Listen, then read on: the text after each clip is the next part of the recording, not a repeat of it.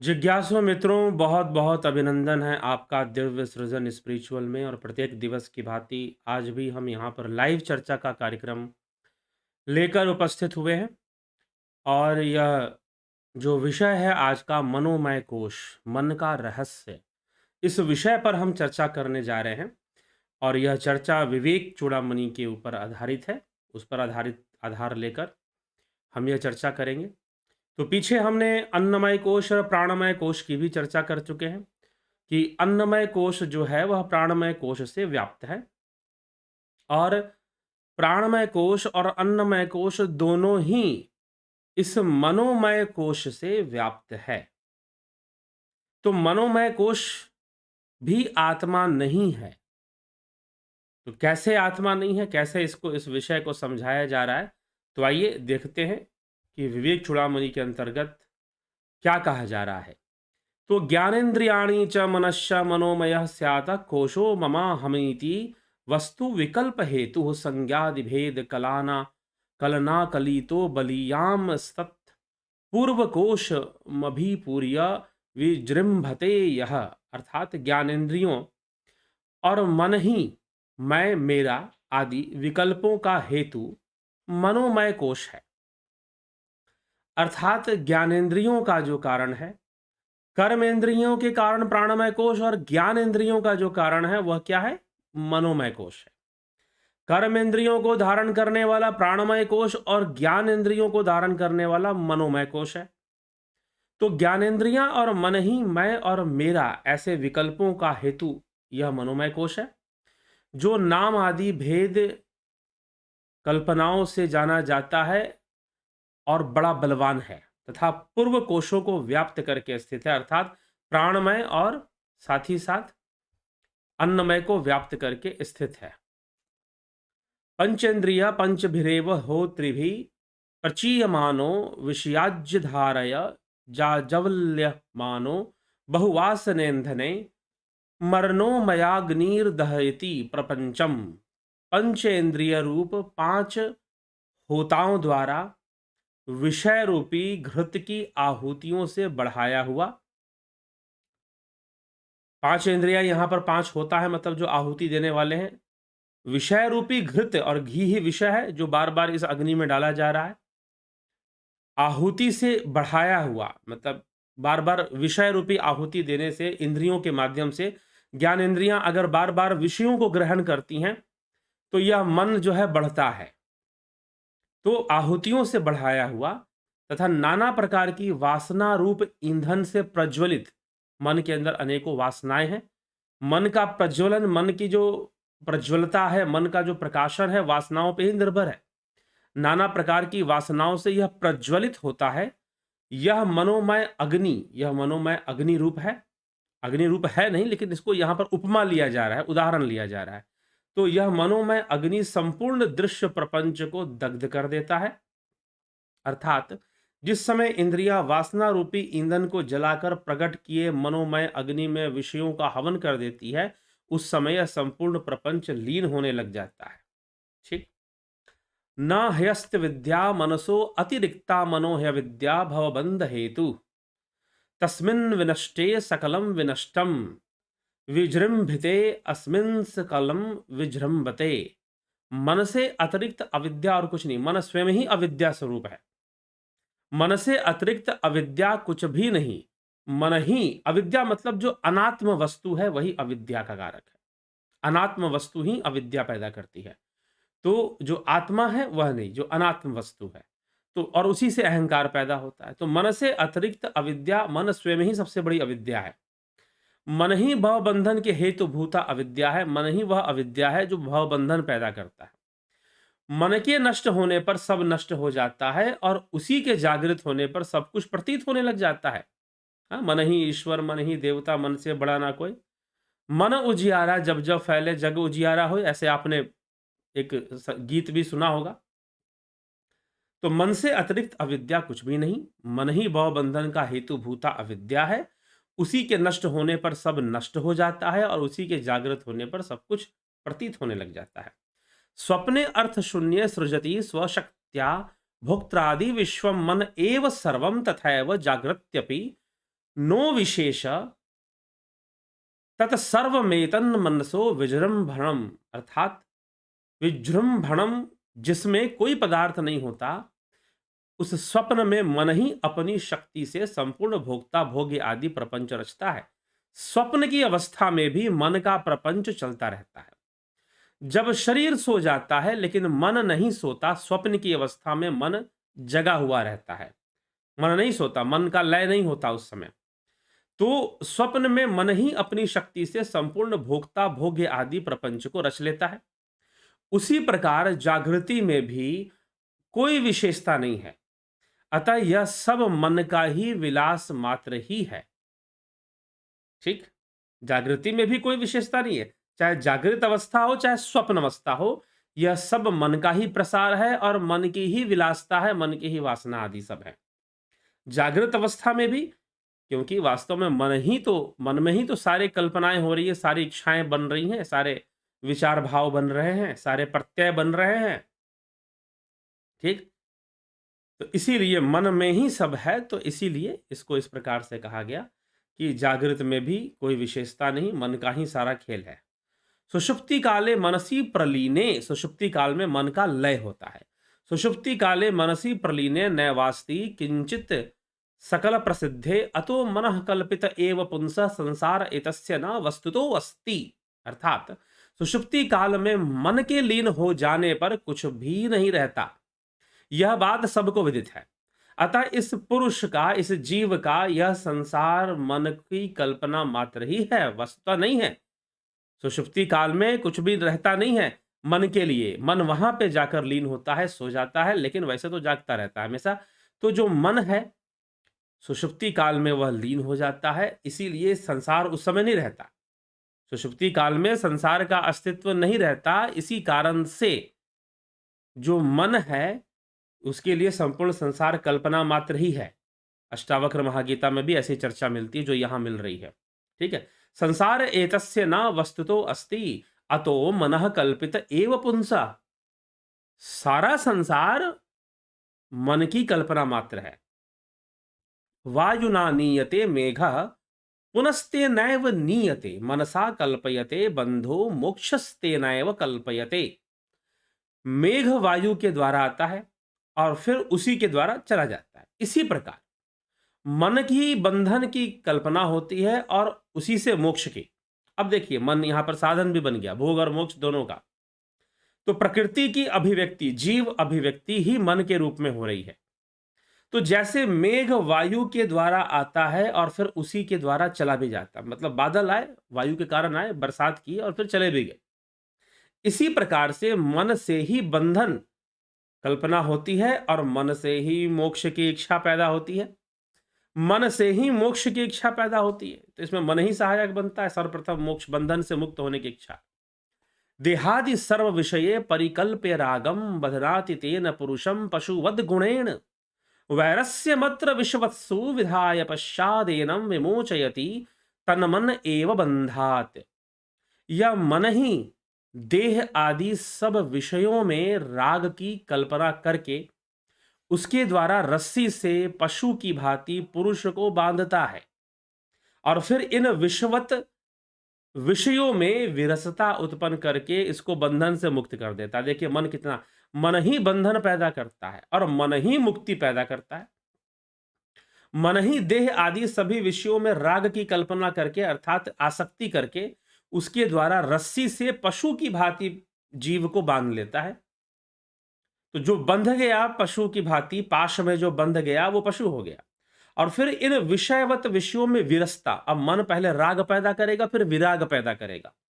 मन क्या करेगा, फिर इन्हीं जब देख लेगा कि भाई इसमें सुख नहीं है, यह संपूर्ण संसार का सुख तो मरु मरीचिका के समान है, यह मन ही जान लेगा। और फिर मन ही क्या करेगा, इसमें विराग उत्पन्न करके, पहले राग उत्पन्न करके फंसा देगा, बंधन युक्त कर देगा, फिर राग उत्पन्न करके बंधन से मुक्त होने का मार्ग भी प्रशस्त करेगा। यह मन ही करेगा, इसलिए मन रहस्यमयी है।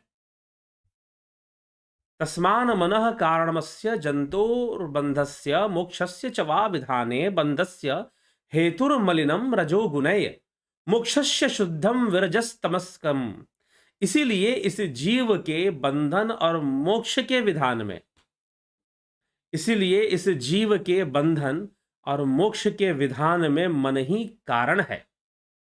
जीव के बंधन और मोक्ष के विधान में क्या है? मन ही कारण है। रजोगुण से मलिन हुआ यह बंधन का हेतु होता है तथा रज तम से रहित शुद्ध सात्विक होने पर मोक्ष का कारण होता है। इसलिए इस जीव के बंधन और मोक्ष के विधान में, मतलब कि जीव का जो बंधन है उसके विधान में और मोक्ष का विधान दोनों में मन ही कारण बनता है। रजोगुण से मलिन हुआ यह बंधन का हेतु बन जाता है। रज तम से रहित होकर, रज और तम से मुक्त होकर शुद्ध सात्विक होने पर यह मोक्ष का हेतु भी बन जाता है। ठीक। विवेक वैराग्य गुणातिरेका चक्षुद्धत्वमासाध मनो विभुक्तई भवते तो बुद्धिमतो मुमुक्षोस्ताभ्याम दृढ़ाभ्याम भवित्वयमग्रे। विवेक वैराग्य आदि गुणों के उत्कर्ष से शुद्धता को प्राप्त हुआ मन मुक्ति का हेतु होता है। ठीक है। अतः पहले बुद्धिमान मुमुक्षु के वे ज्ञान वैराग्य दोनों ही दृढ़ होने चाहिए, तभी जाकर ऐसी चीजें भी होती है, वे विवेक वैराग्य आदि जन्म ले लेते हैं। ठीक है। तो यह सारी स्थिति है मन की। मनो नाम महाव्याघ्रो विषयारण्य भूमिषु चरत्यत्र न गच्छन्तु साधवो ये मुमुक्षव। मन नाम का भयंकर व्याघ्र विषय रूप वन में घूमता फिरता है। मन नाम का भयंकर व्याघ्र विषय रूप वन में घूमता फिरता है। जो साधु मुमुक्षु हैं वे वहां न जाएं। ठीक है। तो क्या कहा गया? मन नाम का, मन को यहां व्याघ्र मतलब बाघ, टाइगर, व्याघ्र का मतलब है टाइगर। तो मन नाम का जो भयंकर बाघ है विषय रूप वन में घूमता फिरता रहता है। और जो साधु उससे बचना चाहते हैं, जो मुमुक्षु उससे बचना चाहते हैं, वो उस विषय रूप वन में ना जाएं, नहीं तो मन रूपी बाघ जो है उन्हें अपना ग्रास बना लेगा, उन्हें खा लेगा। इस प्रकार की उपदेश यहां दिया जा रहा है। मनः प्रसूते विषयान शेषान स्थूलात्मना सूक्ष्मतया च भोक्तुः शरीर वर्णाश्रम जाति भेदान गुण क्रिया हेतु फलानि नित्यम। मन ही संपूर्ण स्थूल सूक्ष्म विषयों को, शरीर वर्ण आश्रम जाति आदि भेदों को तथा गुण क्रिया हेतु और फलादि को भोक्ता के लिए नित्य उत्पन्न करता रहता है। ठीक। असंग चिद्रपमंसु ममुम विमोह देहेन्द्रिय प्राण गुणैर निबध्य अहम ममेति ब्रह्म यत यजस्रम मनः स्वकृत्येषु फलोपभुक्तिषु। अर्थात इस असंग चिद्रूप आत्मा को मोहित करके तथा इस देह इंद्रिय प्राणादि गुणों से बांधकर, बंधन पैदा कर यह मन ही इसको मैं है, मैं हूं, यह मेरा है, यह तेरा है भाव से अपने कर्म और उनके फलोपभोग में निरंतर भटकाता रहता है। यह मन ही भटकाने वाला है। इंद्रियों में, गुण आदि में, यह मेरा, यह तेरा, इन सब चक्कर में, वर्ण हो गया, आश्रम हो गया, मैं इस जाति का, मैं इस वर्ण का, मैं इस कुल का, मेरा यह पदवी है, मेरा यह ओहदा है, इन सब बातों में उसे कंफ्यूज करके बहकाते रहता है। अध्यास दोषात पुरुषस्य संस्कृति रध्यास बंधस्त्व मुनैव कल्पितः रजस्तमो दोष वतो अविवेकिनो जन्मादि दुखस्य निदानमेतत्। दोष ही जीव को जन्म मरण रूप संसार होता है। दोष से ही जीव को जन्म मरण रूप संसार होता है। और यह अध्यास का बंधन, अध्यास का बंधन मतलब पोजेशन, इस पर हम चर्चा पहले भी कर चुके हैं। अध्यास का बंधन इसी का कल्पित किया हुआ है, मन का ही बनाया हुआ है। तथा रज तम आदि दोष युक्त अविवेकी पुरुष के लिए यह अध्यास ही जन्म आदि दुख का मूल कारण। यह पोजेशन, यह जो अध्यास है माया का, वही जन्म आदि दुख का मूल कारण है और मन ही इसको बनाए रखने वाला है। अतः प्राहुर मनो अविद्याम पंडितास्त तत्वदर्शिनः ये नैव भ्राम्यते विश्वम वायु नेवा भ्रमंडलम। अर्थात तत्वदर्शी मन को ही अविद्या कहते हैं। तत्वदर्शी जो ज्ञानी पुरुष है मन को ही वो अविद्या नाम से जानते हैं, जिसके द्वारा वायु से मेघ मंडल की भांति यह संपूर्ण विश्व भ्रमाया जाता है। इस मन के द्वारा ही संपूर्ण विश्व का भ्रम पैदा होता है और यह भ्रमाया जाता है, भैया ये करना है, ये नहीं करना है, वो करना है, वो नहीं करना है। तो यह मरुमरीचिका को पैदा करने वाला और उसमें फंसाने वाला और दौड़ाने वाला, कि मरुमरीचिका के पीछे भागते रहो कि अब सुख मिलेगा, अब सुख मिलेगा, दौड़ाता रहेगा कि भाई यहां सुख मिल जाएगा, वहां सुख मिल जाएगा, विषयों में भटकाता रहेगा। तन मनः शोधनम कार्यम प्रयत्नेन मुमुक्षुणा विशुद्धे सति चैतस्मिन् मुक्ति कर फलायते। उस मन का मुमुक्षु को प्रयत्न पूर्वक शोधन करना चाहिए। एक साधक को, एक जिज्ञासु को, एक मुमुक्षु को उस मन का शोधन करना, प्रयत्न पूर्वक शोधन करना चाहिए। उसके शुद्ध हो जाने पर मुक्ति करामल कवत हो जाती है, मुक्ति फिर आसान हो जाती है, लगभग हाथ में ही हो जाती है। मुक्षैक शक्त्या विषयेषु रागम निर्मूल्य संन्यस्य च सर्वकर्म सक्षदध्या यह श्रवणादिनिष्ठो रजः स्वभावम स धुनोति बुद्धये। मोक्ष की आसक्ति से जो विषयों में राग का निर्मूलन करके तथा सर्व कर्मों को त्याग कर शुद्ध श्रद्धा से युक्त हुआ श्रवण आदि में तत्पर रहता है, वह बुद्धि के रजोमय स्वभाव को नष्ट कर देता है।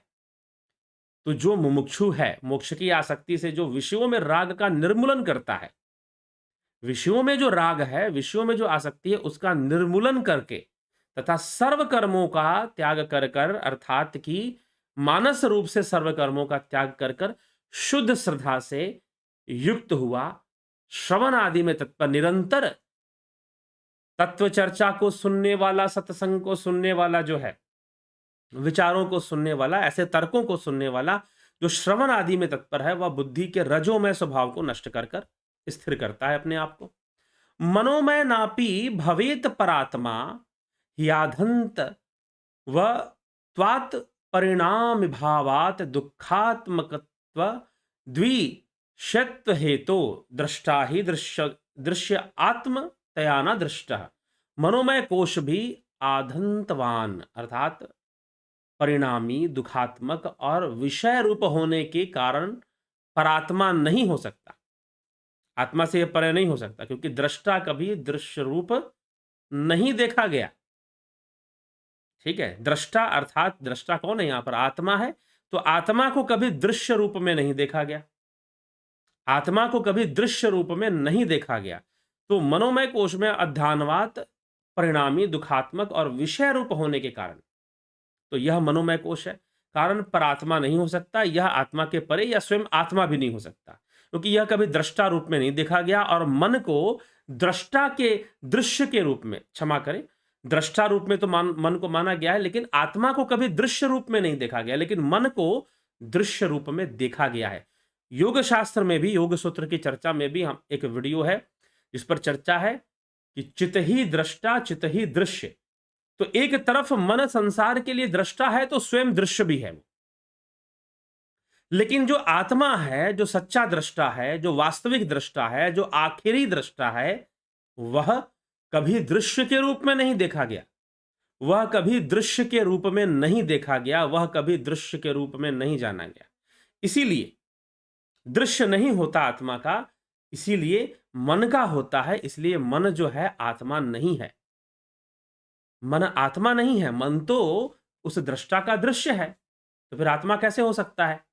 इसलिए मन भी आत्मा नहीं है और इसमें परिवर्तन बना रहता है, कभी यह भोगों की ओर ले जाएगा, तो कभी यह मोक्ष की ओर ले जाएगा, ठीक, कभी राग की ओर तो कभी विराग की ओर ले जाएगा।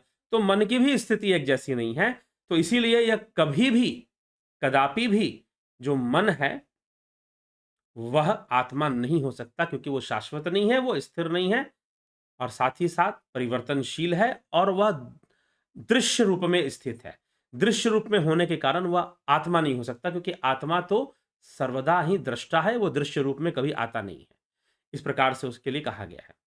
तो यह चीज है, तो यह हमें इस विषय में समझ लेना। और ये जितनी भी बातें हैं जिज्ञासुओं, सबसे बड़ी बात इसमें समझने योग्य यह है कि जितनी भी बातें मन के विषय में कही जा रही हैं, यह मात्र शब्दों और विचारों का विषय नहीं है।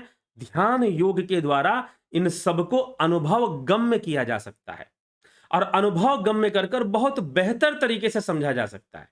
मन की गति क्या है, मन की शक्ति क्या है, मन की चाल क्या है, मन की चंचलता क्या है, इन सबको समझना है तो ध्यान योग कीजिए, तब पता चलेगा मन क्या है। नहीं तो जीवन भर तो आदमी मन ये कहता है तो ये कर लो, मन वो कहता है तो वो कर लो, मन ये खाने के लिए करता है तो ये खा लो, मन वो खाने के लिए करता है तो वो खा लो, चलता ही रहता है सारा जीवन। ठीक है? तो इसीलिए मन को समझना है तो उसमें भी ध्यान योग की सूक्ष्मता, जब हम गहरी अवस्था में, सूक्ष्म अवस्था में ध्यान योग में उतर जाते हैं तो निश्चय ही हम मन की गति भी बेहतर तरीके से समझ जाते हैं। ठीक है जिज्ञासु? तो ये हमें समझना है और इसको समझते हुए जीवन में आगे कदम बढ़ाना है, आगे बढ़ना है और ध्यान योग के द्वारा हम जाने, विषयों को समझे, प्रैक्टिकल रूप से जाने तो निश्चय ही बहुत लाभ हम उठा पाएँगे। ठीक है? शब्दों से तो हम शब्द याद कर लेंगे, रट लेंगे, सुन लेंगे, सही लगा हाँ कर देंगे, नहीं लगा ना कर देंगे।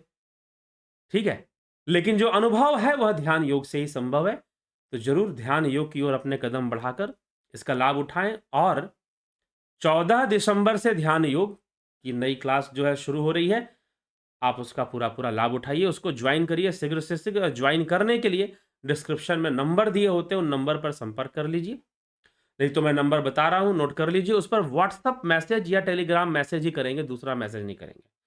9661802459 इस नंबर पर आप संपर्क करके, व्हाट्सएप कर कर जानकारी ले लें कि कैसे हमको ज्वाइन करना है और ज्वाइन कर कर पूरा-पूरा इसका लाभ उठाएँ। तो इसी के साथ आज के विचारों को विराम देते हैं। कल फिर लाइव चर्चा में मिलेंगे आपसे और अभी जो वीडियोज़ चल रही हैं, वो किसी व्यस्तता के कारण आपको अपलोड प्रीमियर वीडियोज़ ही मिल रही हैं, अपलोडेड वीडियोज़ हैं, ना कि ये लाइव सेशन है।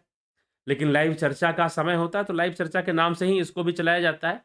परंतु कल से संभवतः, इसका भी मैं कोई गारंटी नहीं देता, लेकिन कल से निश्चित है कि पूरा प्रयास रहेगा कि लाइव चर्चा, लाइव सेशन के साथ, ताकि लाइव कमेंट्स भी आपके पढ़े जाते हैं, तो अभी तो मैं कमेंट्स आपके पढ़ नहीं सकता हूँ। क्योंकि यह तो अपलोड वीडियोज़ हैं, कोई लाइव किया हुआ वीडियो नहीं है कि कमेंट आपके इसमें आ सके, मुझे दिखाई दे। आप करेंगे भी तो जब मैं चेक करूँगा तो मुझे दिखाई देंगे, ऐसे आमने-सामने नहीं दिखाई देंगे। लेकिन जब लाइव चर्चा चलती है, लाइव सेशन चलता है यूट्यूब पर, तो उसमें कमेंट साथ-साथ आपके दिखाई देते रहते हैं। ठीक है? तो जिज्ञासुओं, ये हमें समझकर इस विषय को चलना है और चलकर इसका लाभ उठाना है। मन को समझना है, मन की गति, मन की चाल किस प्रकार से बदलती रहती है। जितना समझेंगे, जितनी साधना करेंगे उतना समझेंगे और जितना समझेंगे उतना लाभ उठाएँगे। तो चलिए इसी के साथ आज के विचारों को यहाँ विराम देते हैं। कल फिर मिलेंगे 9 बजे। बहुत-बहुत आभार आप सभी का।